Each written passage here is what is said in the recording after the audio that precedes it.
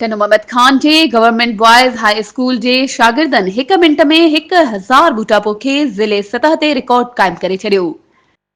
सभई शागिर्दनि बूटा पोखे हिननि जी सार संभाल जो अज़म पिणु वरजायो। उन मौके ते deputy commissioner Shahzeb Shaikh, assistant commissioner Yusuf Khan, district education officer elementary secondary higher secondary Raja Nisar Ali Memon, district education officer primary Haji Abdul Wahab Nizamani, तालके एजुकेशन ऑफिसर सैयद अमजद हुसैन शाह, तालके एजुकेशन ऑफिसर अब्दुल रज़ाक निजामानी, जंगलात खाते जे डीएफओ इरशाद जैसर ऐं ॿियनि ख़िताब कंदे चयो त गवर्नमेंट बॉयज़ हाई स्कूल जे शागिर्दनि जी महिनतूं क़ाबिले तारीफ़ आहिनि।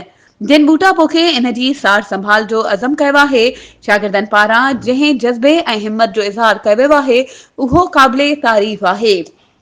वणकारी मुहिम जो सिलसिलो जारी रहंदो। हर स्कूल में घटि 5 वण पोखण लाइ हेडमास्टरनि खे हिदायतूं जारी कयूं वियूं आहिनि। जल्द वणकारी मुहिम में बहितरीन कारकर्दगी ॾेखारींदड़ उस्तादनि ऐं शागिर्दनि तोड़े शागिर्दनि खे इनामात ॾिना वेंदा।